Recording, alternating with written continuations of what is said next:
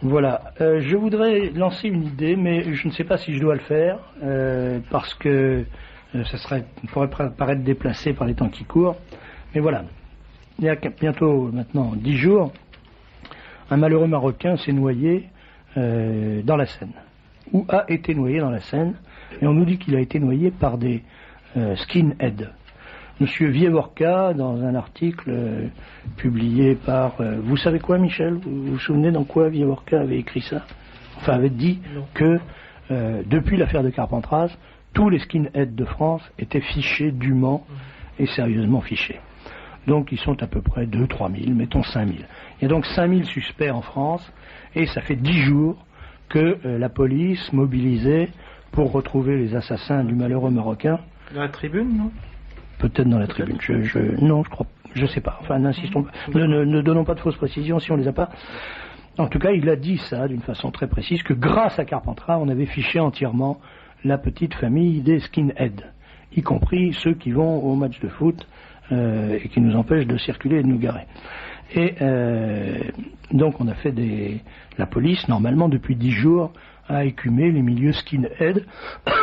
On a arrêté 30 qui ont été relâchés, à l'exception d'un pour port d'armes prohibées. Il avait peut-être un stylo sur lui, c'était peut-être un de ceux qui savent lire et écrire, on ne sait pas.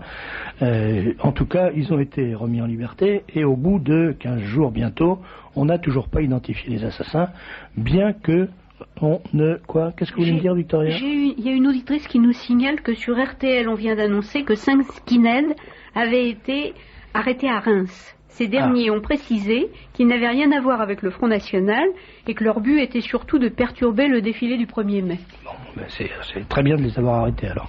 Mais c'est une précision intéressante. En tout cas, voilà. Moi, je voudrais que quelqu'un, alors je ne sais pas qui, est-ce que ça peut être Jean-Marie Le Pen, est-ce que ça peut être le Front National? Je crois que maintenant, il faudrait lancer une énorme opération en disant, voilà, on va donner beaucoup d'argent, beaucoup d'argent, 100 000 francs, 500 000 francs, 1 million de francs, à la personne qui permettra l'identification, l'arrestation et la condamnation du ou des assassins d'Ibrahim Bouharam. Pourquoi ne pas le faire? Parce que c'est nous les victimes pour l'instant. Il y a Bouharam, bien sûr, qui est une victime, ça c'est clair, lui il est noyé. Mais nous, on est littéralement ensevelis, passez-moi l'expression, éloignez les enfants de l'appareil, on est depuis 15 jours ensevelis dans un tonneau de merde. Et moi je ne peux plus supporter d'être injurié par Juppé, par Collard, par Fodessila. Parce que si M.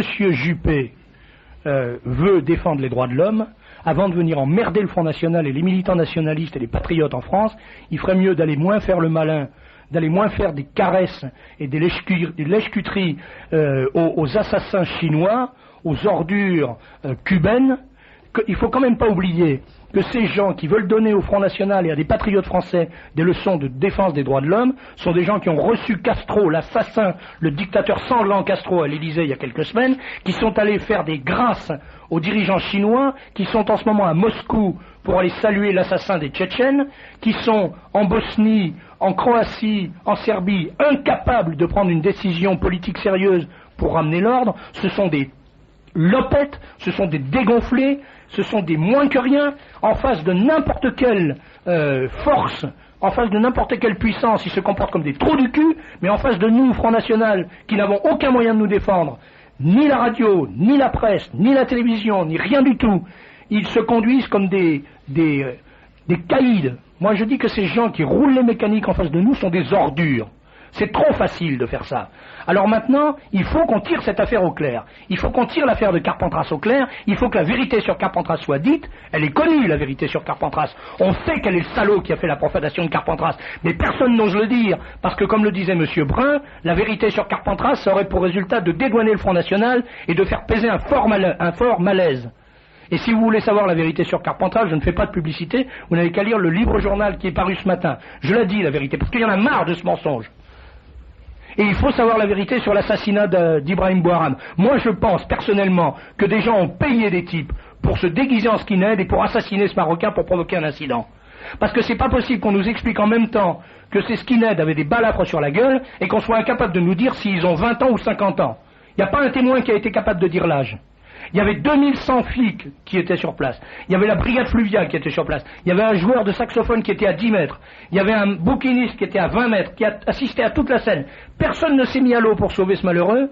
Personne n'a pu identifier correctement ces prétendus assassins. Mais qu'est-ce que c'est que cette histoire? Est-ce qu'on ne va pas arrêter de nous prendre pour des imbéciles? Alors je dis, il faut donner beaucoup d'argent. Il faut dire, voilà, il y a 100 000 francs, 200 000 francs, 500 000 francs, 1 million de francs pour celui qui balancera ses ordures. Et étant donné ce que sont les skinheads, il est très probable qu'à ce moment-là, si c'est vraiment un skinhead qui a fait le coup, il s'en trouvera un pour prendre le fric et balancer ses copains.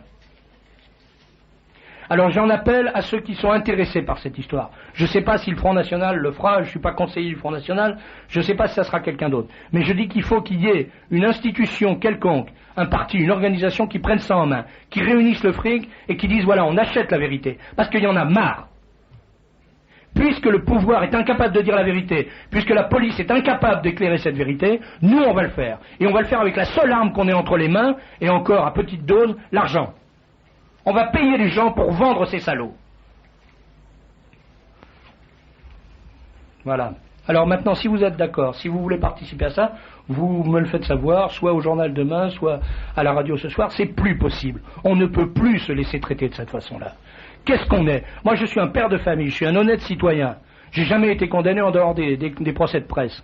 De quel droit on vient me traiter de cette façon-là? De quel droit on traite Bernard Anthony de cette façon? De quel droit on traite Le Pen de cette façon? Qui sont ces gens pour nous parler comme ça? Qui est M. Fodessila? D'où il vient? Qui est M. Collard? De quel droit il vient nous insulter, celui-là? Le tapis du barreau. Qu'est-ce que ça veut dire? Qui on est pour nous traiter comme ça? Moi, j'ai jamais tué personne. Moi, je ne fais pas faire de mine et de grâce à monsieur le successeur de Mao Tse-tung ou à monsieur Eltsine ou aux pires assassins. Enfin, c'est plus possible qu'on accepte ça. Il faut se révolter contre ça. On est là, on dit rien, on passe notre temps à se plaindre en disant oh là là, qu'est-ce qu'ils sont méchants, c'est pas possible. Et après, on va le dimanche voter pour monsieur Chirac qui la veille nous a dit qu'on était des pourris et des pestiférés. Mais on n'a pas d'honneur, c'est pas possible. Bon, j'arrête parce que je sens que je vais m'énerver.